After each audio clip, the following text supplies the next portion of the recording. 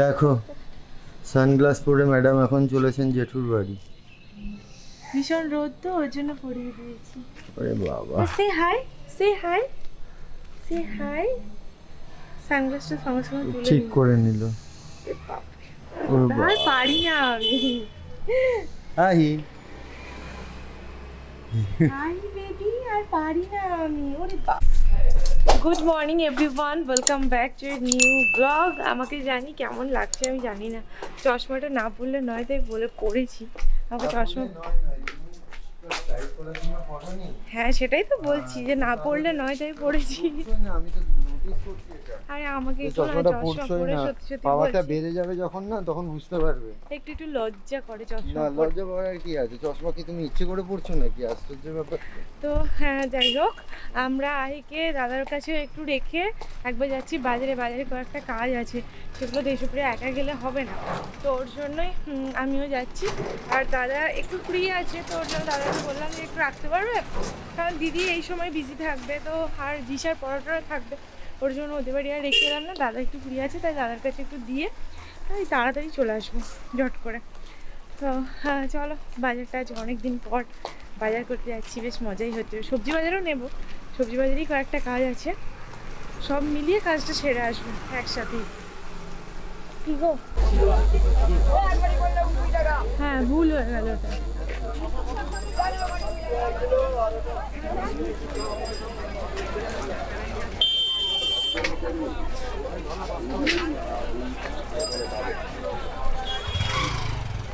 বাজার করা হয়ে গেছে, সবজি বাজারটা, এবার চিকেনটা নেব, তারপরে বাড়ি। আর এমন অবস্থা আমাদের, মনে হচ্ছে একদম যুদ্ধ করে এলাম। আর আসলে রোববারের বাজার তো প্রচণ্ড ভিড় বাজারে, হাত ধরো না, কে নিয়ে একবারে বাড়ি ফিরবো, ওর জন্য একবারে এই বাড়ি এলাম। তারপর বাজার থেকে এসে তারপর সমস্ত কাজপত্র মিটিয়ে বাজারে সবজি ধোয়া, তারপর রান্না বান্না করা, যদিও বা দেশপ্রিয় হেল্প করেছে, তবুও সব কিছু মিটিয়ে আমাদের দুজনেরই মানে সব শেষ করতে, পুজো সব কিছু করা, ওয়াশিং মেশিনে জামা কাপড় দেওয়া, মানে কোনো কাজই তো সকাল থেকে করিনি, সেভাবে ঘুমাচ্ছিলাম পড়ে পড়ে, কারণ প্রচণ্ড ক্লান্ত ছিলাম।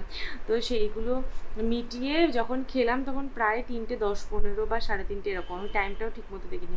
তারপর খেয়ে দিয়ে দেশপ্রিয় একটু পড়াশুনো করছিল, কারণ ওর কিছু পড়াশুনো করার ছিল, সেগুলো সারতেই আমি, তারপর ওর কমপ্লিট হলো, তারপর আমাকে বললো তুমি ঝটপট গিয়ে এডিটিংটা করো। আমি আইকে ততক্ষণে ঘুম পাড়িয়েছি, আইকে ঘুম পাড়িয়ে রেখে এসেছি, আর এতক্ষণে আমার এডিটিং মোটামুটি কমপ্লিটের দিকে, এডিটিংটা কমপ্লিট, মানে এখন এক্সপোর্ট হচ্ছে, তো সেটা হলে তারপর ব্লগ পোস্ট করে তারপর একটা ছোট্ট কাজ আছে, যার জন্য একটু বেরোবো বাজারে আবার। আর তারপর কি করব আমি নিজেও জানি না, যেটা করব তোমাদের সাথে শেয়ার করব। আমরা তো বেরিয়েছিলাম একটা ছোট্ট কাজ নিয়ে, তো সেই কাজটা সেরে অনেকটা টাইম লেগে গেছিলো। ভেবেছিলাম ছোট কাজ, দেখো বলছি বাবা, আমি জানি তো কুকুর দেখলো বাবা বলে, ধরো ওকে ধরো। হ্যাঁ ঠিক, এবার বলছি মনে পাড়িয়ে দিতে হয়, মনে রাখতে পারে না এখনো পর্যন্ত। তো আমরা বেরিয়েছিলাম ছোট কাজ নিয়ে, কিন্তু অনেকটা দেরি হয়ে গেল।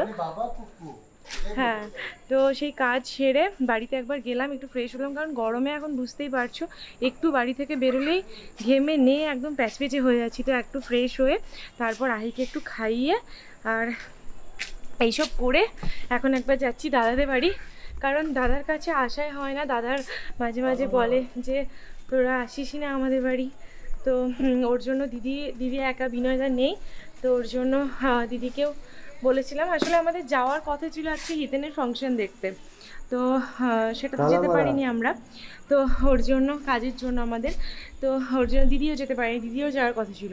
তো যখন যেতেই পারলাম না কেউ, তো আমরা দাদার বাড়িতে বসে একটুখানি আড্ডা দেবো এই আর কি।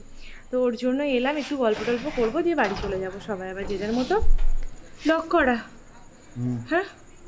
তো ওর জন্য আমরা আজকে সবাই বসে বসে একটু গল্প করব, কারণ দাদা যেতে পারে না আমাদের বাড়ি, আমরা এদিক ওদিক যাই কিন্তু দাদার কোথাও যাওয়া হয় না। আসলে মা বাড়িতে পুরো একা, ওর জন্য মাকে রেখে দাদা সবসময় বেরোতে পারে না, আর যেহেতু মায়ের হাতটা ইয়েটা ভেঙে আছে, সব কিছু মা করতেও পারে না নিজে নিজে, তো ওর জন্যই আমরা এখানে একটু বসবো, সবাই একটু গল্প টল্প করবো, তারপর বাড়ি যাবো। যেহেতু সন্ধ্যাতে আর কোনো কাজ নেই, ফাঁকা, তো ওর জন্য এই জায়গাটাতে একটু আড্ডা দিয়ে নিলাম। কিরে আহি, কিরে, কি ব্যাপার, কি ব্যাপার, কি ব্যাপার, কি ব্যাপার? বাবা কুকু, এটা হ্যাঁ তুমি ঠিকই বলেছো, ওটাইও বলতে চাই বাবা কুকু। হ্যাঁ, কিন্তু আমরা বুঝতে পারি না সেটা। কুকু। হ্যাঁ, কালকেও বলেছে ক্যাট। আরে বাবা, ওই বাবা কি মিষ্টি, কি মিষ্টি। তুই এমন একজন যার কাছে আহি নিজে থেকে যায়, আহি নিজে থেকে চট করে কারোর কাছে যেতে চায় না। আসলে ও একা একা আমাদের সাথে যেহেতু থাকে সব সময়, ওর একটু টাইম লাগে। আবার যায় আস্তে আস্তে, বোঝালে চেনা মানুষের কাছে যেতে চায়। কিন্তু জেঠুকে দেখলে সাথে সাথে জেঠুর কাছে ঝাঁপ দিয়ে চলে যাবে, কিন্তু জেঠুকে ও রেগুলার দেখে তাও নয়, তবুও যায়। একটু জাস্ট বেরোলাম কিছু খাবার দাবার কেনার জন্য, কারণ আড্ডাটা, ওরে বাবা পেছনে কুকুর চিল্লাচ্ছে, যাই হোক এনিওয়েজ আড্ডাটা তবেই জমে সঙ্গে যদি কিছু মুখরোচক খাবার দাবার থাকে। তো যাই হোক, তো একটুখানি খাবার দাবার আনতে বেরিয়েছি, সেটা নিয়ে গিয়ে আবার শুরু করব জমিয়ে আড্ডা। খাবার এখনও তৈরি হচ্ছে, অনেকটা টাইম লাগবে। আর আমি দাঁড়িয়ে রয়েছি, প্রচণ্ড সোয়েটিং হচ্ছে, গরম বিভৎস, আর অলরেডি 9:20 বাজে। ওখানে গিয়ে একটু খাওয়া দাওয়া হবে এবার।